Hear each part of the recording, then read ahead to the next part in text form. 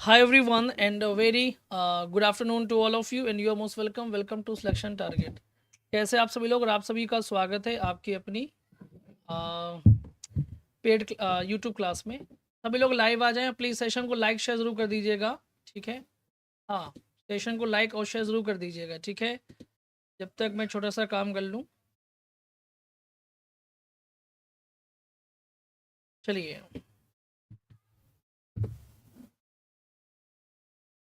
Audio video clear है, एक बार confirm कर देगा। ये भी कंफर्म कर दीजिएगा कि ऑडियो वीडियो क्लियर है या नहीं।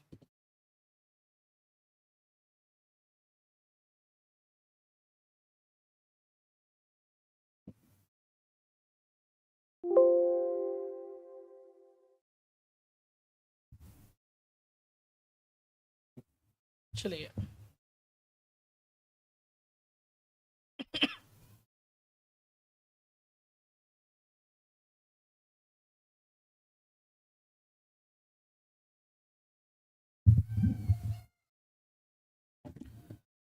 ओके क्लियर है, thank you for the confirmation. और काफ़ी लोग हैं हमारे बीच, छोटन, तायरा और रोशनी, संजू, केशव, संजीव, आरती, मुकेश, राम, संजना, रंजना, राजू, प्रियंका, अर्चना। चलिए, रोशनी, अपाला, काशु, सीमा, बहुत सारे बच्चे, महजबिन, फातिमा, विशु, विक्रम, सुजीत, उत्कर्ष, आप सभी का स्वागत है। तो फिर शुरू किया जाए आज का सेशन, है ना। और बस परसों आपका एग्ज़ाम है, तो है ना, कॉन्सेप्ट आपको ये सब कुछ आता है, आप ऐसा मान के चलिएगा। बस आपको करना क्या है, रिवीजन, और साथ में थोड़ा सा कॉन्फिडेंट रहिएगा, है ना। ये जो मोर देन वाला ऑप्शन है ना, ये आपकी सौतन है, ऐसा समझ लीजिएगा, ठीक है।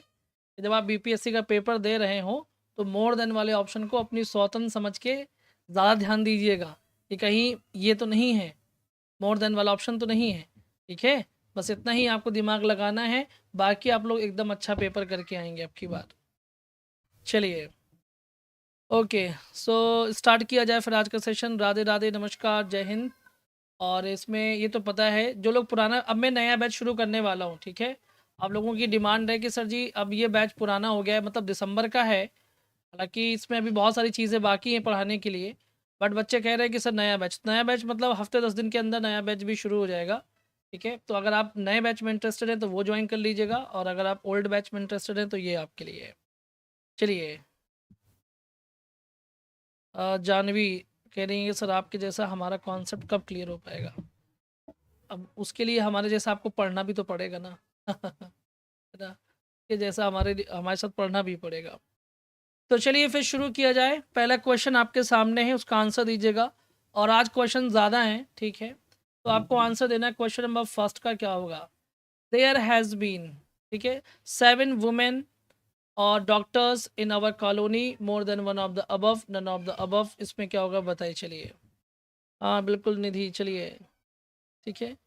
बस ये तरीका याद रखिएगा, तो फिर आप लोग गलतियाँ कम करेंगे एग्ज़ाम में।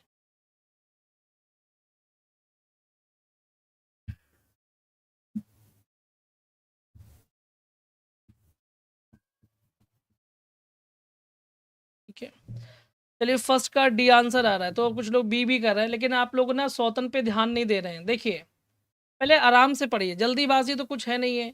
और मैंने एक चीज़ नोटिस किया कि बीपीएससी में क्वेश्चन लेंदी नहीं होता है, क्वेश्चन बहुत छोटा सा होता है, एकदम छुटकू सा होता है, ठीक है। और ये 2 ऑप्शन की वजह से थोड़ा लंबा दिखता है वो, बट होता इतना लंबा नहीं है, बहुत ही छोटा सा क्वेश्चन होता है। तो थोड़ा दिमाग लगा के आप लोगों को पढ़ना है। अब ध्यान से देखिए क्या होने वाला है। लिखा हुआ है कि देयर हैज़ बीन लिखा हुआ है, तो हैज़ बीन की जगह पर पहली बात तो आपको हैव बीन करना पड़ेगा, क्योंकि 7 वुमेन की बात हो रही है, मतलब 7 हैं, तो प्लूरल हुआ कि नहीं हुआ, पहले तो यही दिमाग लगा लीजिए, ठीक है। और जब 7 हुआ तो यहाँ पर वुमेन डॉक्टर्स का प्लूरल क्या बनता है, आपको ये बात पढ़ाया गया है कि वो हो जाएगा, वुमेन का वुमेन हो जाएगा, और डॉक्टर का डॉक्टर्स हो जाएगा, ठीक है। तो सो यहाँ पर भी मिस्टेक है। अब कुछ बच्चे कह रहे यहाँ पर देयर होगा, काहे देयर होगा, हमारी कॉलोनी में भी तो महिलाएं हो सकती हैं ना, तो यहाँ पर इससे कोई फ़र्क नहीं पड़ता है, ठीक है। हम ये कह रहे हैं कि हमारी कॉलोनी में 7 महिला डॉक्टर हैं, तो हमारी के लिए तो अवर यहाँ पर ठीक है, देयर की यहाँ पर क्या ज़रूरत है, ये महिलाओं की कॉलोनी थोड़ी है, ठीक है। हमारी कॉलोनी में 7 महिलाएं रहती हैं, इसमें कोई दिक्कत नहीं है। जो भी दिक्कत है वो ए ऑप्शन में है और बी ऑप्शन में है, इस तरह से आपका डी वाला ऑप्शन सही हो जाएगा, ठीक है। तो सौतन से प्रेम मत कीजिए, सौतन से नफरत कीजिए, तभी बीपीएससी क्लियर होगा। ठीक है, ये बात ध्यान रखिएगा। चलिए क्वेश्चन नंबर 2 का आंसर दीजिएगा। Radhe Radhe Preeti ji, answer the question. ठीक है, हाँ बिल्कुल नेहा। क्वेश्चन नंबर 2 इज, दिमाग का तो खेल ही है बेटा, दिमाग है तो सब कुछ है। और दिमाग नहीं है तो फिर पता है ना क्या है, 300 दिहाड़ी में किसी भी नेता के वो बन जाइए, क्या बोलते हैं उसको, जो घूमते हैं रैली में दिन भर। इसमें क्या होगा, the committee put forward a number of criterions for the post, more than one of the above, none of the above. इसमें क्या होगा बताइए।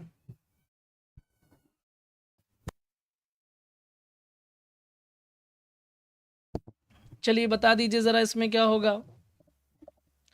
अब देखिए आराम से समझ रही है। हाँ बिल्कुल मेनका जी, आपके कमेंट शो हो रहे हैं। ठीक है, चलिए अब देखिए लिखा हुआ है द कमेटी पुट फॉरवर्ड। यहाँ पर पुट जो है वर्ब की सेकेंड फॉर्म है, तो कोई दिक्कत नहीं है। Put forward a number of, ठीक है, नंबर ऑफ क्राइटेरियंस होता है, तो क्राइटेरियंस की जगह पर आपको क्या लिखना पड़ेगा, क्राइटेरियन लिखना पड़ेगा। ठीक है, क्राइटेरिया। ठीक है, बात समझ में आ गई, आपको क्राइटेरिया लिखना पड़ेगा। तो द राइट ऑप्शन इज, यहाँ पर आपका क्या हो जाएगा, बी हो जाएगा। Is that clear? क्योंकि क्राइटेरियंस जो होता है ना, वो आपका सिंगुलर होता है, क्राइटेरिया आपका प्लूरल होता है। सो आपको बी ऑप्शन यहाँ पर लिखना पड़ेगा। सो केवल और केवल बी में ही मिस्टेक है और कहीं पर मिस्टेक नहीं है। ठीक है, बात समझ में आ गई। चलिए क्वेश्चन नंबर 3 का क्या होगा बताइए। Question number 3 is, Rita is one of the few students that I think may be good at drawing, more than one of the above, none of the above. बताइए कहाँ पर है रीता, है ना। अगर ड्राइंग अच्छी है तो फिर मेरी फ़ोटो बना के मुझे भेज दीजिएगा। मेरा एक दोस्त है, वो बहुत अच्छी उसकी आर्ट है, अगर आप बैठ जाएंगे तो आपको छाप देगा वो आर्ट में। तो उसने एक बार क्या किया कि एक टीचर की फ़ोटो बनाई एक बहुत अच्छी, और टीचर को दे दिया, टीचर इम्प्रेस हो गए, है ना, तो उसकी मार नहीं पड़ी। चलिए अब देखिए यहाँ पर देखिए लिखा हुआ है Rita is one of the few students. तो इसमें गलती क्या है वो समझना पड़ेगा। इसमें गलती क्या है, लॉजिक के साथ में आंसर दीजिए। रीता सिंगुलर है तो इज आएगा, ठीक है। वन ऑफ लगा हुआ है, ठीक है। द फ्यू लगा हुआ है, फ्यू के साथ में प्लूरल नाउन आता है तो ये लगा हुआ है। तो यहाँ पर जो दैट आ सकता, बिल्कुल दैट आएगा क्योंकि फ्यू है तो दैट आएगा। फिर आई के साथ में थिंक लगा हुआ है तो थिंक भी हो जाएगा। और मे लगा हुआ है, ठीक है, कोई बात नहीं। और गुड के बाद में ड्राइंग लिखा हुआ है तो एट सही है, यहाँ पर कोई गलती नहीं है। आपको मैंने पढ़ाई भी था कि गुड एट होता है और बैड एट होता है। ठीक है, चाहे पर कोई चीज़ समथिंग हो, मैंने चेक किया है, समथिंग हो चाहे कोई एक्टिविटी हो, सब में यही आपको लगाना है गुड एट। ठीक है, ये ऑक्सफोर्ड के हिसाब से मैं बता रहा हूँ आप। तो गुड एट होता है, तो यहाँ पर भी कोई मिस्टेक नहीं है। सो इस तरह से इसमें कोई गलती नहीं है, नन ऑफ द अबव यहाँ पर ऑप्शन हो जाएगा। ठीक है, तो जब आप ऐसे ही ऑप्शन टू ऑप्शन चलेंगे तब तो आप सही आंसर कर ले जाओगे बेटा। और अगर आप ऐसे है कि बस आपने एक नज़र में देखा और जो मिला उसी को टिक कर देंगे तो नंबर कट जाएगा आपका।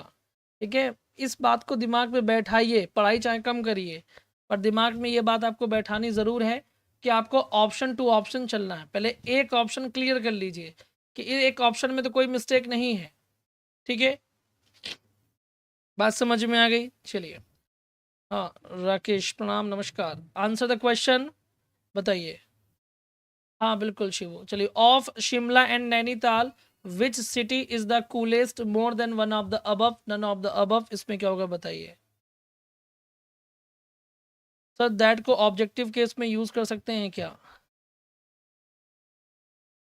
अब किस तरह से यूज करना है वो तो बताइए, क्योंकि दैट यहाँ पर तो रिलेटिव प्रोनाउन है, तो यहाँ पर सब्जेक्टिव केस और ऑब्जेक्टिव केस की, अच्छा समझ में आ गया आप क्या कहना चाह रहे हैं। पहली बात तो दैट बिल्कुल यूज हो सकता है, कोई दिक्कत नहीं है। और फ्यू लगा हुआ है तो दैट तो आएगा ही आएगा। ठीक है, यूज हो सकता है। चलिए अब देखिए यहाँ पर बात हो रही दो शहर की, शिमला और नैनीताल, क्योंकि उत्तराखंड में नहीं, उत्तराखंड में तो नहीं, शिमला अलग है नैनीताल अलग है ना। अब देखिए यहाँ पर क्या होगा, कूलेस्ट, यहाँ पर तो कूलेस्ट नहीं होगा, कूलर होगा। ठीक है, क्योंकि जब दो की चर्चा होती है तो हम कंपैरेटिव डिग्री का इस्तेमाल करते हैं, ना कि सुपरलेटिव डिग्री का इस्तेमाल करते हैं। ठीक है, ये बात याद रखिएगा। ऑफ ऑल क्यों लगा रहे हैं आप बेटा, ये समझना होगा। यहाँ पर लिखा हुआ है ऑफ शिमला एंड नैनीताल, ठीक है, और लिखा हुआ है विच सिटी। तो इन दोनों में से हम चूज कर रहे हैं कि कौन सी सिटी। तो आपको जब ज़्यादा में से चूज करना होता है तो आपको पता है कि विच का इस्तेमाल किया जाता है। Which city is the cooler हो जाएगा यहाँ पर। ठीक है, कौन सी ज़्यादा ठंडी है ना। कुछ लोग एसी लगा रहे हैं, कुछ लोग कूलर लगा रहे हैं कूलर सही है। ठीक है, C will be the right option यहाँ पर हो जाएगा, याद रखिएगा। बात समझ में आ गई। हाँ, अब देखिए गर्मी आ रही है तो कूलर लगाइए, फ्रिज लगाइए, एसी लगाइए, और चाहे मटका रख लीजिए, जिसकी जैसी सुविधा। ठीक है, सबसे अच्छा मटका है ना, मटका का पानी पीजिए और मटक मटक के चलिए। Question number 5, not only he but also others were find for direction of duty. इसमें क्या होगा बताइए, चलिए।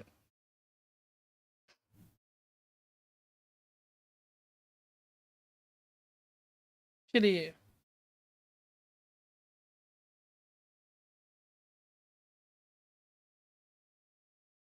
इसमें महज बिन ई ऑप्शन चूज कर रहे हैं ना, वेरी गुड। इसमें शिव नो, ठीक है। देखिए जिन्होंने भी यहाँ पर ई ऑप्शन चूज किया है बहुत बढ़िया, क्योंकि आप लॉजिकली अप्रोच कीजिए ना, आपको रूल्स तो पता है ना, ये रूल्स पता है, इसके बावजूद भी पता नहीं गलती अगर हो रही है तो अभी थोड़ा सा आपको फोकस करने की आवश्यकता है। देखिए ऑप्शन टू ऑप्शन चलना है, पहले पहला ऑप्शन क्लियर कीजिए कि इसमें कोई मिस्टेक है क्या।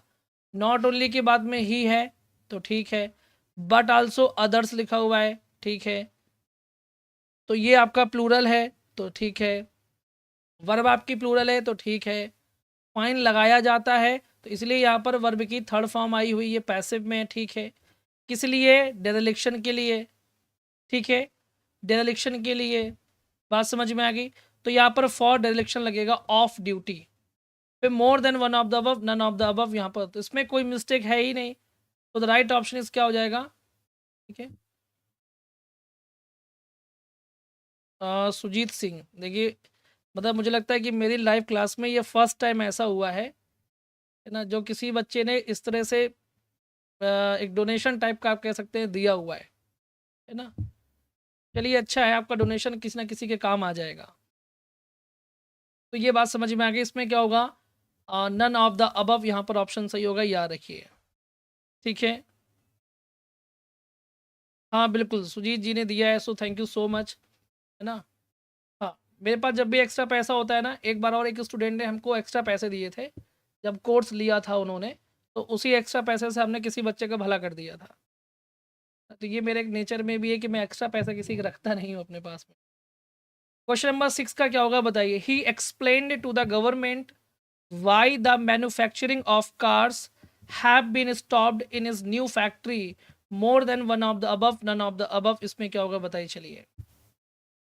ठीक है, इसमें क्या होगा बताइए।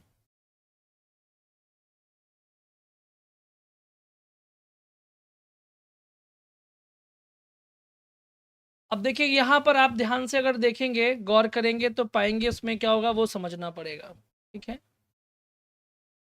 चलिए।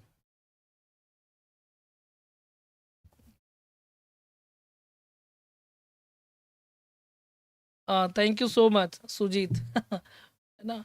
अब अब चलिए, अच्छा है आपकी बार बीपीएससी में आप जॉब ले लीजिए, बड़ी खुशी की बात होगी मेरे लिए भी, है ना, बड़ा ऑनर की बात होगी अगर आप लोग जॉब पाते हैं। ठीक है, लास्ट टाइम बहुत अच्छे बच्चे सेलेक्ट हुए थे, अब की बार आप लोगों को भी लेना है।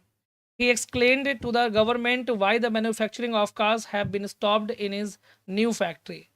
तो थोड़ा सा गौर करते हैं, देखते हैं क्या है लिखा हुआ है। ही एक्सप्लेन्ड लिखा हुआ है, तो मैं आपको बता दूं कि एक्सप्लेन एक ऐसा वर्ब है, जब आप किसी समथिंग, किसी चीज़ को आप एक्सप्लेन करते हैं तो आपको कोई भी प्रेपोजिशन लगाने की आवश्यकता नहीं है। लेकिन यदि आप किसी पर्सन को कोई चीज़ एक्सप्लेन करते हैं तो फिर आपको टू प्रेपोजिशन का इस्तेमाल करना चाहिए, जो कि यहाँ पर है। तो इसका मतलब है कि कोई मिस्टेक नहीं है। जैसे मैं आपको एक्सप्लेन कर रहा हूँ ना, यदि आप सवाल को ऐसे ही अपने आप को एक्सप्लेन करना लग गए तो गलती होना ख़त्म हो जाएगी। फिर यहाँ पर रीज़न की बात हो रहा है तो वाई लग गया, ठीक है। द मैन्युफैक्चरिंग ऑफ कार्स, तो ये आपका सब्जेक्ट है जो कि जीरंड है, ठीक है। द मैन्युफैक्चरिंग ऑफ, क्योंकि जीरंड जो होता है वो नाउन का काम करता है, तो इसकी वजह से ये सिंगुलर है, तो यहाँ पर हैव नहीं आएगा बल्कि हैज़ का इस्तेमाल किया जाएगा, ठीक है। तो उसमें इसमें जो मिस्टेक है वो आपका सी ऑप्शन में मिस्टेक है, याद रखिएगा। Is that clear? पॉइंट समझ में आ गया, ठीक है, इसको याद रखिएगा। क्वेश्चन नंबर 7 का क्या होगा बताइए। Question number 7 is so rudely he behaved that everyone got disappoint more than one of the above, none of the above, इसमें क्या होगा बताइए। चलिए, पर्सन होता तो टू आता, आरवीजी, ठीक है। पर्सन होगा तो टू आएगा, पर्सन नहीं होगा तो कुछ भी नहीं लगाना है आपको, एक्सप्लेन के साथ भी, डिस्कस के साथ में, है ना, ये सब मैंने पढ़ाया है। चलिए बताइए इसमें क्या होगा अगला।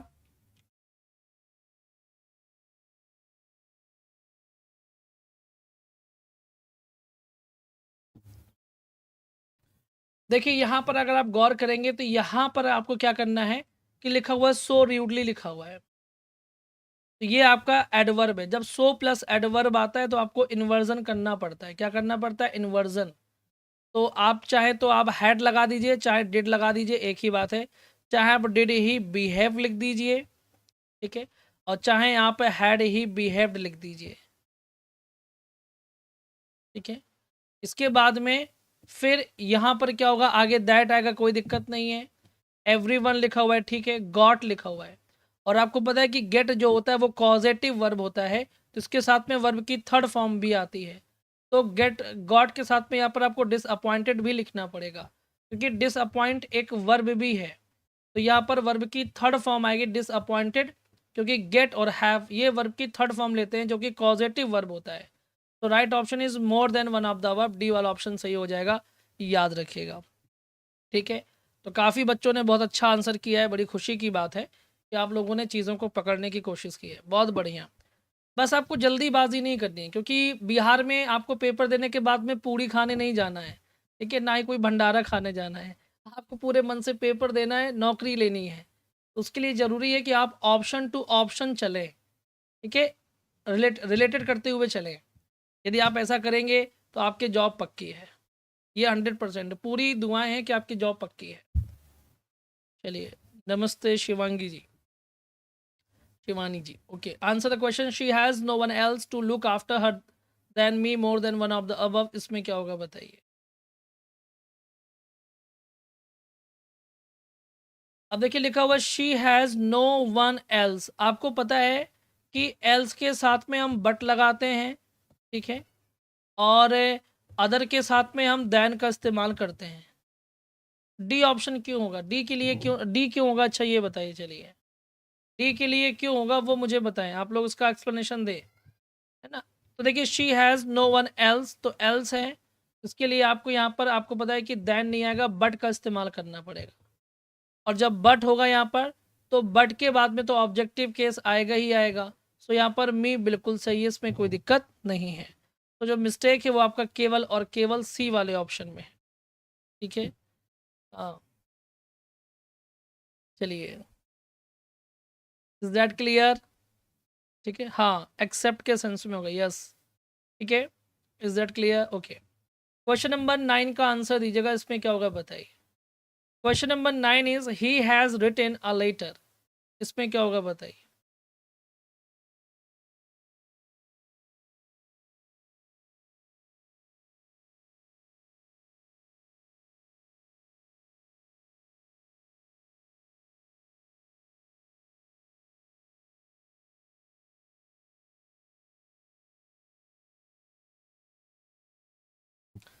अब देखिए यहाँ लिखा हो he has written a letter, ठीक है, हाँ बिल्कुल। देखिए सुमन जी कह रहे हैं सेशन को लाइक और शेयर ज़रूर कर दीजिएगा।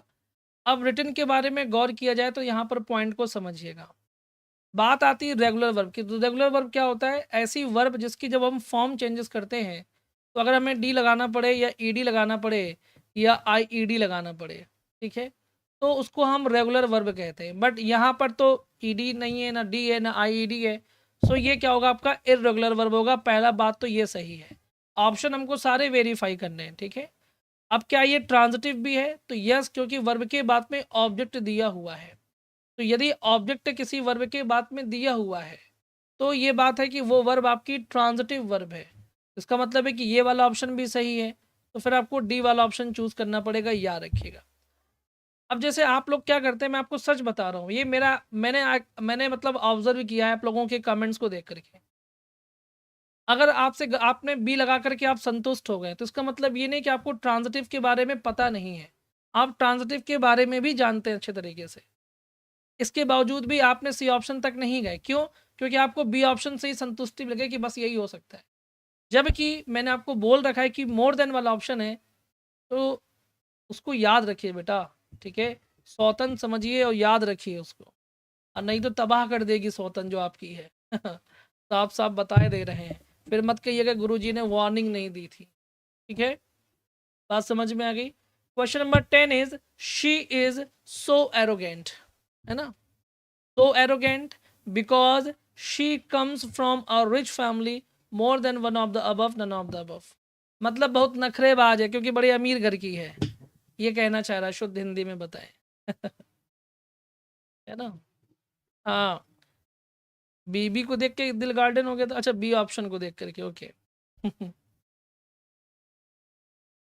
हाँ, बी वाले सौतंग के साथ में एडजस्ट कर लिए थे। अच्छा, ये बात है, चलिए बढ़िया है ना? बिल्कुल। इसमें क्या होगा? She is so arrogant. चलिए, तो देखिए यहाँ पर लिखा हुआ शी इज, पहली बात तो एक बात ध्यान से समझिएगा, सो का इस्तेमाल नहीं कर सकते क्योंकि आगे ना तो दैट वाला क्लॉज है ना कोई एज वाला क्लॉज है, तो सो लगाएंगे नहीं, तो सो की जगह पर क्या लगाएंगे? वेरी लगाएंगे, ठीक है? सो ये मत, वेरी लगा दीजिए।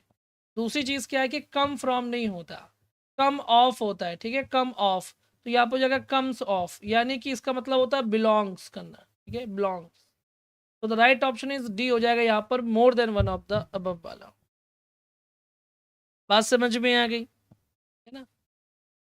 चलिए, और रमज़ान का महीना भी शुरू हो चुका है। मैं आप लोगों को बधाई नहीं दे पाया, पेड वाले बैच में तो बच्चों को दे दिया था, लेकिन आप सभी को भी रमज़ान के पावन पर्व की, पावन महीने की बहुत सारी शुभकामनाएं ना। और ये महीना भी आपके लिए अच्छा रहे, जीवन में तरक्की लेकर के आए, खुशियाँ लेकर के आए, समृद्धि लेकर के आए। तो आप सभी को शुभकामनाएं, ये याद रखिएगा, ठीक है? चलिए, और जिनको जिनको जो जो सिवैयाँ खिलाने के लिए बुलाना चाहते हैं तो हमको बुला सकते हैं, है ना? हम एकदम फुर्सत में बैठे हैं, बिल्कुल, ठीक है? नहीं बुलाएंगे तो समझ लीजिएगा। तो दैट कब लगाएंगे? इसके लिए बेटा आप लोग ना क्लास देखा कीजिए, ठीक है? क्लास देखिए, रिवीजन कीजिए, सब कुछ पढ़ाया हुआ है, ठीक है? थोड़ा सा आप खुद कंफर्ट जोन से बाहर निकल के चीज़ों को रिवाइज करेंगे तो समझ में आएगा। बताने को तो 1 सेकंड में हम बता देंगे, क्या फ़ायदा रहेगा उससे, है ना? हाँ, इसीलिए मैं अब हार्ड वर्क बच्चों से करवाना चाहता हूँ। शी सैंग, इसमें क्या होगा बताइए? चलिए, हैप्पी दिवाली, पगला गई हैं। अभी कहाँ हैप्पी दिवाली आ गई है ना? आ जाएं, चलिए, अच्छा ठीक है। हाँ, शी सैंग, इसमें क्या सही होगा बताइए? तब तो मेरी सिवैयाँ पक्की हैं, अब तो जगह जगह सिवैयाँ मिलेंगी, खाने को मज़ा आ जाएगा। अब देखिए, इसमें जो राइट ऑप्शन होगा बेटा वो सी वाला सही होगा, क्योंकि पहले देखिए रूल होता है एमपीटी का, है ना? मम्मी पापा टीचर, मतलब मम्मी मैनर सिखाती हैं, है ना? पापा जगह जगह घुमाते हैं, और जो टीचर होते हैं वो क्या करते हैं? वो टाइम की कीमत समझाते हैं आपको। तो बन गया, देखिए ये आपका क्या हो गया? मैनर हो गया, ये क्या हो गया? प्लेस हो गया यहाँ तक, और ये क्या हो गया? टाइम हो गया। तो एम पी टी सही है, C will be the right option यहाँ पर होने वाली है, ठीक है? बात समझ में आ गई? चलिए, इसको याद रखिएगा बढ़िया तरीके से, ठीक है? हाँ, मुझे पता था कि निधि इस कमेंट को करने के लिए बड़ी बेताब है, इसीलिए उन्होंने जानबूझ करके दिवाली लिखा, ताकि वो कह सकें कि मेरा फ़ोन में कुछ भी बोल सकता हूँ। क्यों, है ना? मुझे पता है, पता है। सिनोनिम ऑफ कंप्लायंस, इसका क्या होगा बताइए? कंप्लायंस का मतलब क्या होता है? अभी होली नहीं आई बेटा, अभी होली में बहुत टाइम है। हाँ, देखिए, कंप्लायंस का मतलब होता है अनुपालन, ठीक है? यानी किसी बात की आज्ञा कह सकते हैं आप, आज्ञा मानना, अनुपालन करना, आज्ञा मानना। यानी कि ओबीडियंस आप कह सकते हैं सिनोनिम में। रिकपरेशन का मतलब होता है स्वास्थ्य लाभ, यानी कि जो आपको, जैसे कोई व्यक्ति बीमार रहता है और फिर वो ठीक हो जाता है, तो उसी को बोलते हैं रिकपरेशन। ठीक है। और डिक्लाइन का मतलब क्या होता है? पतन होता है। डिक्लाइन का मतलब होता है पतन, अबरेशन, ये सब पढ़ा है मैंने आपको। तो C will be the right option यहाँ पर हो जाएगा, याद रखिए। ठीक है। बागड़ बिल्ला अच्छा था, बिल्कुल। चलिए, क्वेश्चन नंबर 13 का क्या होगा? Antonym of sanity. निधि के लिए सर, मेरे घर भी 19 को बर्थडे पार्टी है। बेटा, आप घर में रहते हो कि होटल में रहते हो? मुझे ये समझ में नहीं आ रहा है। बिल्कुल सौरभ, मुझे भी समझ में नहीं आया कि निधि किसी के होटल में रहती है कि घर में रहती है, क्योंकि होटल में तो डेली पार्टीज आती हैं। तो होटल में रहती है कि होटल के बगल में रहती हैं, कि घर में रहती हैं? क्यों निधि, बताइए ज़रा आप। इसमें क्या होगा? Antonym of sanity. सैनिटी का मतलब होता है मानसिक स्वास्थ्य। तो इसका हो जाएगा आपका पैरानोइया। पैरानोइया का मतलब होता है पागलपन, है ना। और सेंसिबिलिटी मतलब होता है संवेदनशीलता। बात समझ में आ गई। और फिल्थ का मतलब होता है गंदगी। तो उसमें राइट ऑप्शन हो जाएगा ए, आपका सही हो जाएगा, याद रखिएगा। गंदगी वाले को, गंदगी मतलब ये डर्ट से लेना देना है, गंदगी मतलब डर्ट से लेना देना है, तो इसका मानसिक स्वास्थ्य से कोई लेना देना नहीं है। ठीक है, बात समझ में आ गई। तो इसलिए केवल ए ऑप्शन सही है मेरे हिसाब से। ठीक है, फिल्थ मतलब गंदगी, डर्ट, ये सब चीज़ें हैं। ठीक है, तो उसमें क्या होगा? ए ऑप्शन सही है, याद रखिएगा। ठीक है,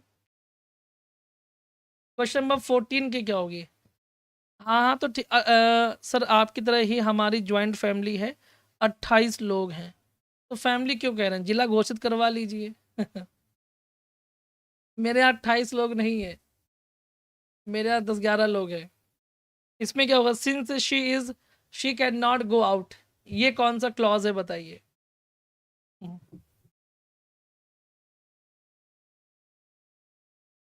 अब देखिएगा, ये सिंस शी इज इल, ये आपका एडवर्ब क्लॉज है, याद रखिएगा। ठीक है, एडवर्ब क्लॉज।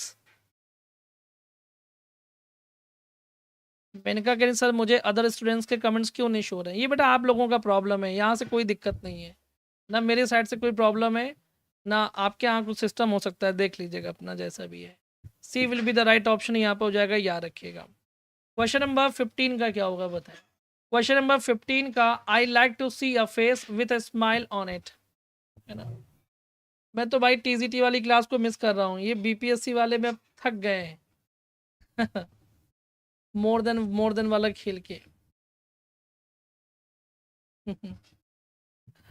चलिए, इसमें क्या होगा? I like to see a face with smile on it. चलिए देखिए, अब विद स्माइल जो है ना फेस के लिए, तो फेस क्या है? नाउन है। और कैसा फेस? विथ ए स्माइल वाला फेस। तो ये आपका एडजेक्टिव फ्रेज हो जाएगा, याद रखिए, क्योंकि ये फेस की क्वालिटी बता रहा है। ठीक है, फेस कैसा? विथ ए स्माइल, मुस्कुराता हुआ चेहरा, है ना। ये नूरानी चेहरा, मुस्कुराता चेहरा, है ना। तो उसमें क्या होगा? बी ऑप्शन सही हो जाएगा, याद रखिए। क्वेश्चन नंबर 16 का क्या होगा? Nobody should look down the poor.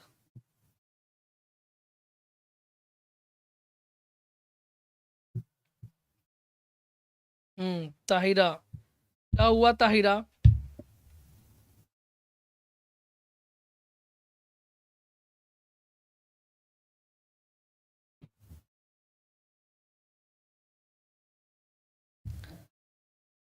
निधि, वो आपका पर्सनल मैटर है, निपट लीजिए जैसे निपटना है।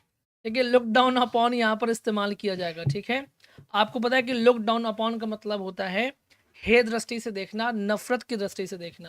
तो उसमें क्या होगा? C will be the right option हो जाएगा, याद रखिएगा।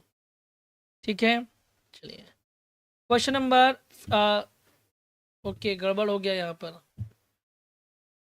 अच्छा अच्छा, ये वाला हो चुका है। ठीक है, इसका आंसर दीजिए। क्वेश्चन नंबर 17 का क्या होगा बताइए? डेयर डेविल, है ना। डेयर डेविल, इसका क्या होगा बताइए?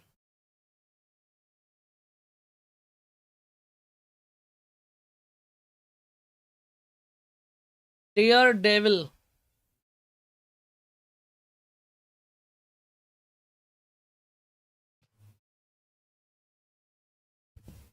बताइए डेयर डेविल का क्या मीनिंग होता है? नीता जी के सर जी आज हम क्लास ट्रेन में देखते जाते हुए देख रहे हैं, बढ़िया, गुड। ऐसे ही पढ़ते लिखते रहिए शाबाश। डेयर डेविल, तो जानते ही ये क्या होगा, डेयर क्या होता है? डेयर वर्ब होता है, आपको पढ़ाया गया, वो भी कौन सा वर्ब होता है? मार्जिनल वर्ब होता है। पढ़ाया गया कि नहीं पढ़ाया गया? और डेविल आपका नाउन हो जाएगा, तो ये हो जाएगा वर्ब प्लस नाउन। सो बी ऑप्शन सही हो जाएगा, याद रखिएगा। ठीक है, नाउन प्लस वर्ब नहीं होगा, वर्ब प्लस नाउन होगा बेटा। ठीक है, चलिए, सो उसमें क्या होगा, बी ऑप्शन सही है।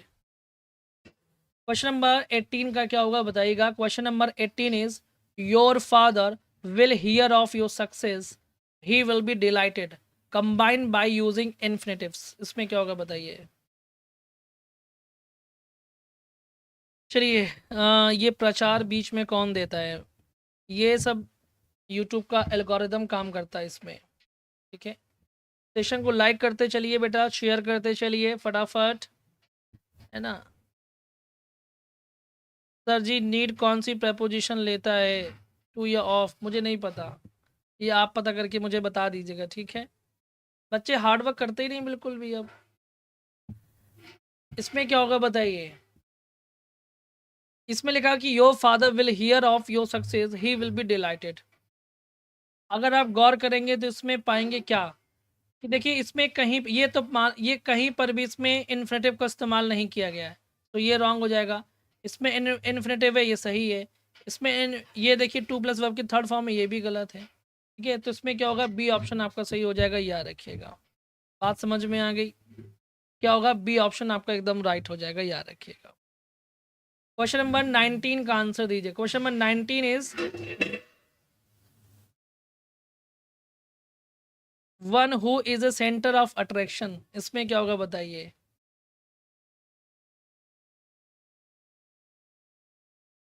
चलिए बता दीजिए।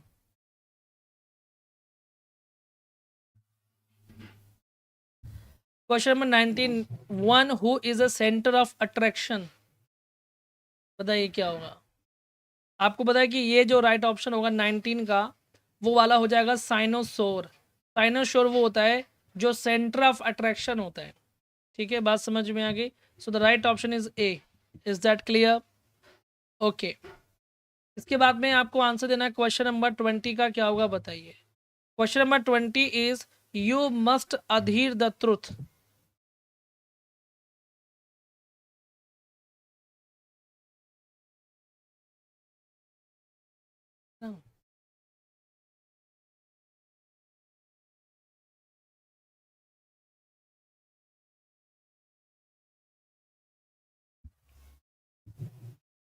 You must Adhir the truth, इसमें क्या होगा बताइए।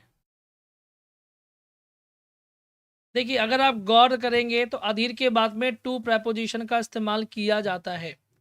Is that clear? अधीर के बाद में टू। ठीक है, तो क्या होगा, टू वाला सही होगा, ए ऑप्शन यहाँ पर राइट है, एकदम बिल्कुल क्लियर।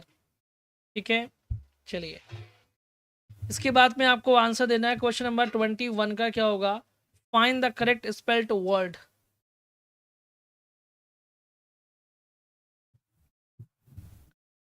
बताइए। हाँ बिल्कुल निधि, शाबाश, तो पार्टी बनती है।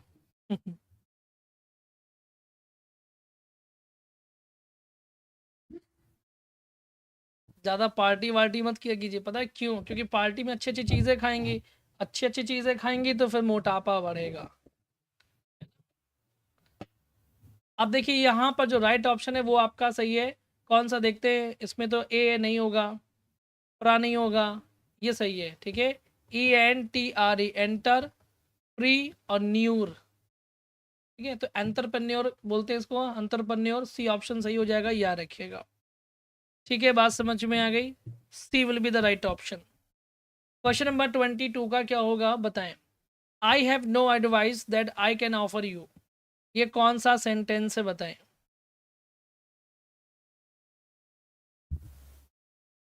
हाँ ठीक है, नहीं देती, ठीक है। हाँ,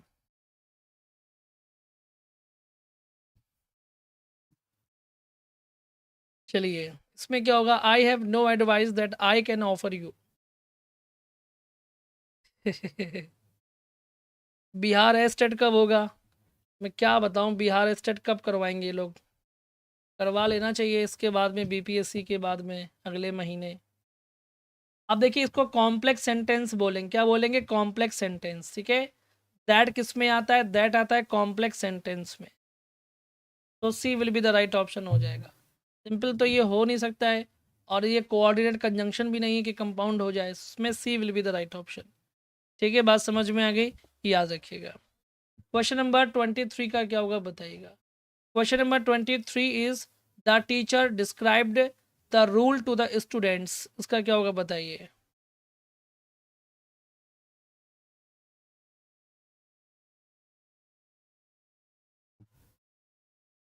जब से बिहार में सरकार बदली है, अब वो बात ही नहीं रह गई है। पहले तो एग्ज़ाम टाइम से होते थे, डिसीजन और सब चीज़ें टाइम से आती थी। अब वही है ना, किसकी सरकार हो गई बिहार में, समझ जाइए, बस गेम हो रहा है। The teacher described the rule to the students. देखिए डिस्क्राइब के बाद में आपको कोई भी प्रपोजिशन नहीं लगाना होता है, सो आएगा नन, है ना, नन। तो ई ऑप्शन आपका यहाँ पर सही हो जाएगा, याद रखिएगा। ठीक है, चलिए बात समझ में आ गई। क्वेश्चन नंबर 24 का क्या होगा बता दीजिए। Question number 24 is my friend jumped the business opportunity in a moment, इसमें क्या होगा बताइए। हाँ, डिस्क्राइब के साथ में नो पोपो। ठीक है, मैंने काफ़ी सारी वर्ब पढ़ाई ऐसे वर्ब्स पढ़ाए जिसके साथ में नो पोपो, मतलब नो प्रेपोजिशन। अब देखिए माई फ्रेंड जम्प्ड एट लगाएंगे, यदि आप कोई बिजनेस या किसी भी ऑफर का लाभ लेना चाहते हैं तो उसके लिए हम हमेशा जंप के साथ में ऐड का इस्तेमाल करते हैं। ठीक है, और यदि आप किसी कंक्लूजन में पहुंचते हैं बिना सोचे समझे तो हम टू प्रेपोजिशन का इस्तेमाल करते हैं। तो राइट ऑप्शन इज बी हो जाएगा, यहाँ पर याद रखिएगा। ठीक है, क्वेश्चन नंबर 25 का क्या होगा बताइएगा। Question number 25 is I know a man who is very intelligent. लिखा है कि the above sentence is an example of which one of the following classes. ये आपके सामने आंसर है, बताइए चलिए।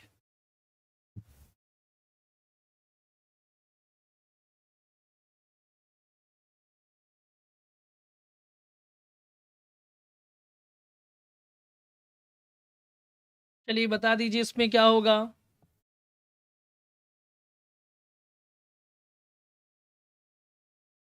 देखिए इसमें 25 का सी ऑप्शन आप बता रहे हैं, कुछ लोग बी भी बता रहे हैं। देखिए चलिए मैं आपको समझाता हूँ कि ऐसे सवालों को किया कैसे जाता है। लास्ट टाइम इस तरह का सवाल आया था। अब देखिए यहाँ पर रिलेटिव प्रोनाउन की बात की जा रही है, तो यहाँ पर हु क्या है, ये रिलेटिव प्रोनाउन है। किसके लिए आ रहा है? मैन के लिए आ रहा है। और ये मैन क्या है? इस वर्ब का ऑब्जेक्ट है। तो जब ऑब्जेक्ट के लिए रिलेटिव प्रोनाउन आता है तो हम उसको बोलते हैं रिलेटिव प्रोनाउन इन एक्यूजेटिव केस बोलते हैं। अगर लिखा होता मान लीजिए कि अ मैन, मैंने कहा मान लीजिए मैंने लिखा अ मैन, फिर मैंने यहाँ पर लिख दिया हु इज़ इंटेलिजेंट, ऐसे लिख दिया मैंने मान लीजिए कुछ। तो अब मैन आपका ये सब्जेक्ट है और इसके लिए हु आया हुआ है, तो फिर नॉमिनेटिव केस हो जाता। तो इसमें राइट ऑप्शन क्या होगा? ए ऑप्शन सही होगा, रिलेटिव प्रोनाउन इन एक्यूजेटिव केस। एक्यूजेटिव केस मतलब जो ऑब्जेक्टिव केस होता है, नॉमिनेटिव के जो सब्जेक्टिव केस होता है, जेनेटिव केस यानी कि जो पॉजिटिव केस होता है। तो इसमें राइट ऑप्शन इज ए यहाँ पर हो जाएगा, सिंपल सी बात। ठीक है, तो बहुत अच्छी तरीके से तैयारी रखिएगा, ये सब आपके एग्जाम में पूछा जाता है। ठीक है, बात समझ में आ गई है ना? अच्छे से पढ़ाया मैंने, निधि बता रही है ना? हाँ पढ़ाया था ना, वेरी गुड। क्वेश्चन नंबर 26 का क्या होगा? The moment which is lost for ever, इसमें क्या होगा बताइए।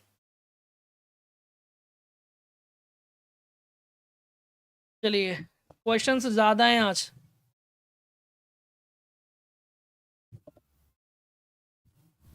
हाँ,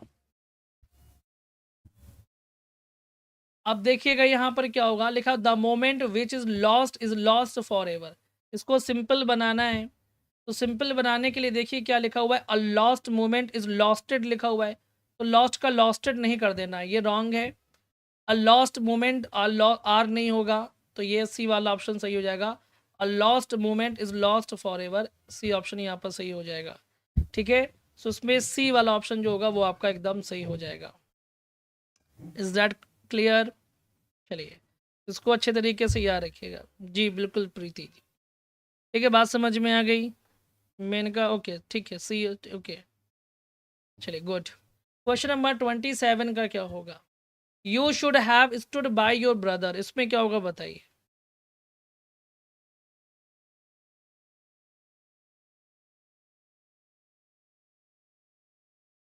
you should have stood by your brother,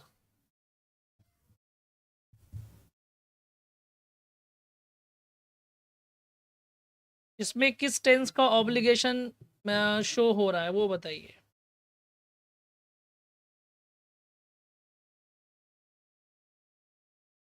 देखिए ध्यान से समझिएगा, शुड लिखा हुआ है तो सेल का शुड होता है, वैसे भी ये पास्ट है। और आपको मैंने ये भी पढ़ाया था कि जो मोडाल वर्ब होता है ना, modal verb plus have plus verb की थर्ड फॉर्म, ये पास्ट टेंस के ऑब्लिगेशन को इंडिकेट करने का काम करता है। सो पास्ट ऑब्लिगेशन हो जाएगा, बी ऑप्शन यहाँ पर सही हो जाएगा, याद रखिएगा, ठीक है। बात समझ में आ गई? तो यू शुड हैव स्टूड मतलब कि आपको अपने भाई के साथ में खड़ा होना चाहिए था। Question number 28 is what a stupid fellow you are, she remarked, ठीक है। तो देखिए हमेशा हमको ऑप्शंस के अकॉर्डिंग आंसर करना चाहिए, ठीक है। कुछ बच्चे प्रश्न करेंगे कि यहाँ रिमार्क्ड लिखा हुआ है तो फिर यहाँ एक्सक्लेम क्यों आ गया, यहाँ आस्क्ड क्यों आ गया। तो आप कंपटीशन दे रहे हैं, आप पीजी के या कक्षा 4 5 6 के बच्चे नहीं हैं। कंपटीशन में बहुत सारे सवालों के जवाब ऑप्शंस के माध्यम से दिया जाता है, जैसा ऑप्शन वैसा आंसर, ठीक है, ये याद रखिएगा। क्योंकि मुझे पता है ना कि ऐसे ऐसे सवाल पूछते हैं बच्चे कि मैं क्या एक्सप्लेन करूँ, ये नहीं समझ में आता मुझे। और जब मैं कहता हूँ कि ऑप्शंस को देखिए आपको आंसर मिल जाएगा तो उनको आंसर मिल भी जाता है। तो देखिए यहाँ पर लिखा हुआ है कि what a stupid fellow you are remarked, कोई बात नहीं रिमार्क्ड है बट कोई बात नहीं, एक्सक्लेम लिखा हुआ है, ठीक है। और दैट के बाद में व्हाट लिखा हुआ, व्हाट आर स्टूपिड, तो आपको ये नहीं इस्तेमाल करना है, ठीक है। ठीक है, इसमें क्या होगा, यहाँ पर आपको व्हाट नहीं लगाना है। आपको पता है कि व्हाट वाला जो सेंटेंस होता है वो एक्सक्लेमेटरी होता है, और एक्सक्लेमेटरी सेंटेंस को हमको चेंज करना होता है किसमें, असर्टिव में चेंज करना होता है। तो फिर हम व्हाट का यूज़ तो करेंगे नहीं, हटा देंगे। इसमें क्या होगा, she exclaim that he was a very, very का इस्तेमाल किया जाता है। सो ये वाला ऑप्शन सही लग रहा है। हाउ लग गया ये भी रॉन्ग हो जाएगा, और ये व्हाट लग गया ये भी रॉन्ग हो जाएगा। इसमें क्या होगा, बी ऑप्शन यहाँ पर सही हो जाएगा, याद रखिएगा, ठीक है। क्योंकि अब जब आप इनडायरेक्ट बनाते हैं तो आपको एक्सक्लेमेटरी सेंटेंस को असर्टिव सेंटेंस में चेंज करना पड़ता है, ठीक है, ये बात याद रखिएगा। चलिए, ठीक है, इज दैट क्लियर? चलिए, क्वेश्चन नंबर 29 का क्या होगा, they say that the earth is round.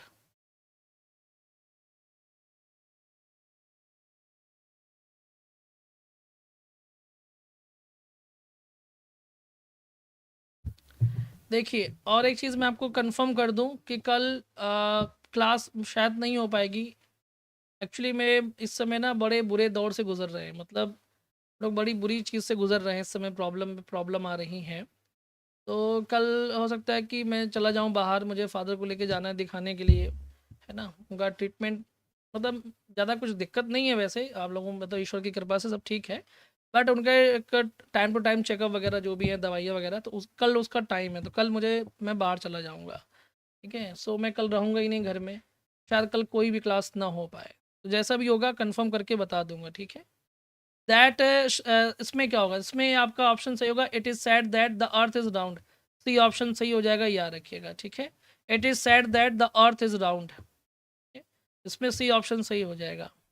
चलिए, कुछ नहीं, देखिए है जिसे मान लीजिए एज भी है, हर चीज़ है, तो वो सब चीज़ें होती ना, कभी एज फैक्टर काम करता है। फिर आजकल देख ही रहे हैं आप, छोटी छोटी कोई भी बच्चा हो, मैं जाता हूँ देखता हूँ कोई ना कोई बीमार हो जाता है ना। मदर अलग बीमार चल रही हैं, अभी उनको दिखा के आया मॉर्निंग में, कल भी दिखा के आया, फादर को भी दिखाना है ना। और एक रिलेटिव्स हैं उनकी, वो भी एडमिट है हॉस्पिटल में, दो दो एडमिट है, तो सब चीज़ें दिमाग में चलती रहती हैं बेटा। लाइफ इज़ नॉट ईजी, किसी की भी हो। द गर्ल इज़ ऑनेस्ट, है ना। अभी ठीक नहीं है, आकांक्षा जी दवा चल रही है, अभी तो हफ्ता 10 दिन लगेगा। द गर्ल इज़ ऑनेस्ट, इसमें क्या होगा बताइए? देखिए इसमें कुछ बच्चे मुझे पता है कि आंसर करेंगे, बट इसमें एक्चुअली में कोई भी आर्टिकल का इस्तेमाल नहीं किया जाएगा, क्योंकि आर्टिकल जो होता है वो नाउन के लिए इस्तेमाल किया जाता है। ऑनेस्ट आपका एडजेक्टिव है, इसके बाद में कोई नाउन मौजूद नहीं है, सो आर्टिकल भी मौजूद नहीं होगा। सिंपल सी बात है, ये नियम सीख लीजिएगा जो भी मिस्टेक किए हैं। तो इसमें क्या होगा, ई ऑप्शन यहाँ पर सही हो जाएगा, याद रखिएगा। ठीक है, बात समझ में आ गया? चलिए ठीक है,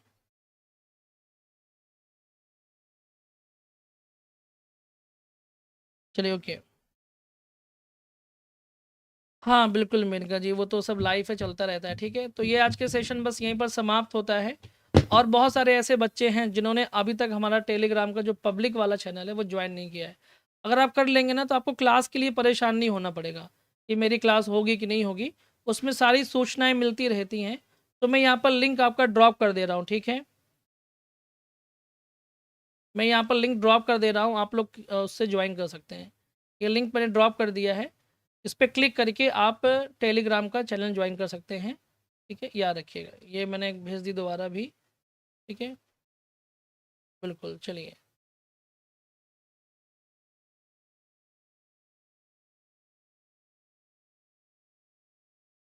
और जो लोग कोर्स को लेकर के क्वेरी करना चाहते हैं उनके लिए मैं एक और लिंक ड्रॉप कर रहा हूँ यहाँ पर।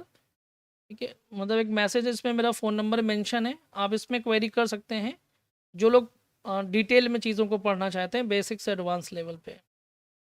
ठीक है, चलिए ओके। तो ये छोटी छोटी जानकारियाँ थी, बस हो गई। सो आज के लिए बस इतना काफ़ी है। अब आप लोगों से मुलाकात होगी मे बी कल या परसों, जैसा भी होगा। ठीक है, आपको बता दिया जाएगा। तो आज के लिए बस इतना काफ़ी है। So guys bye bye, take care, नमस्कार एंड जय हिंद।